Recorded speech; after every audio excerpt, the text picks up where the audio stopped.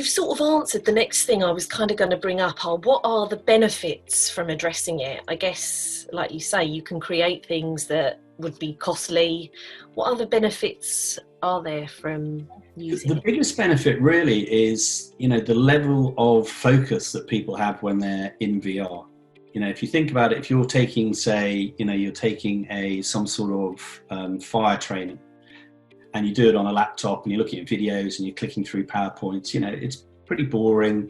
You're probably looking around, your colleague comes and offers you a tea if you're not working remotely. If you're working remotely, maybe it's your partner comes and offers you a tea, which would be nice. But you're instantly distracted. If you put a VR headset on and you're completely focused on what you're looking at, so your level of focus is pretty much 100% because you don't have a choice. So what that does is that aids ultimately means by being more focused, you're retaining more of the information. And there are studies that show it's anywhere up to 75% retention compared to, say, watching a video.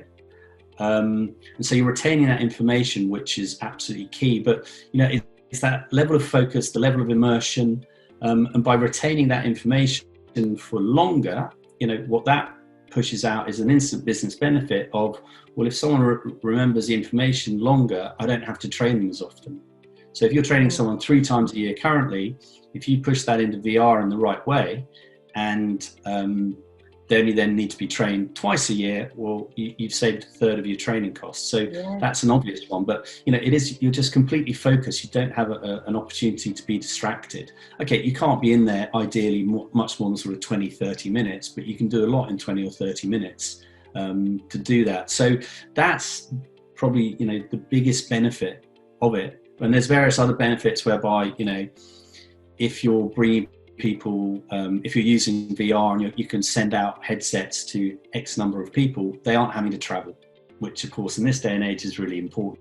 They aren't having to travel to a central, training facility. And even forget the lockdown, outside of lockdown, you're still saving cost, and, arguably there's an environmental benefit as well because there's less travel. So, there's those things, and, there's kind of always the sort of payoff between, better efficiency and sort of cost savings. And you can do both by using VR.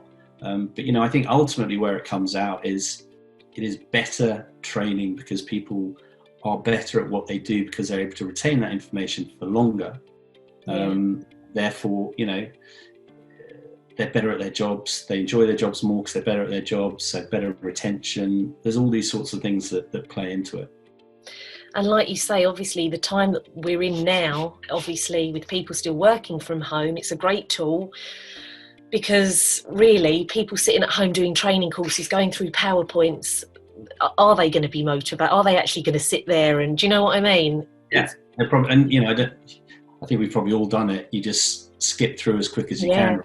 And, get to you can get a chance to repeat it. You go through really fast, and then you kind of learn the answers, which is no good. But I mean, whereas if nowadays with headsets coming down in price, you can get an Oculus Quest for £400.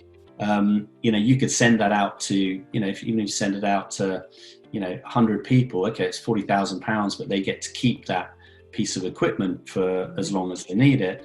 And, you can train that person remotely. They can do it at home. They can take the training whenever they want.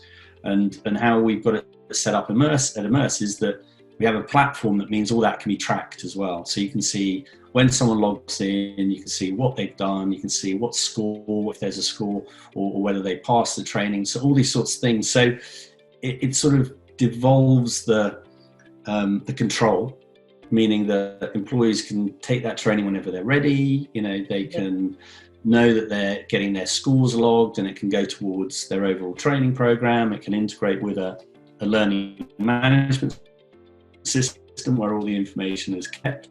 So yeah, I mean, it does make sense. It made sense pre-lockdown. It makes a little bit more sense now. But once things settle down, I think a lot of organisations will have a keener interest to look at exactly what's going on.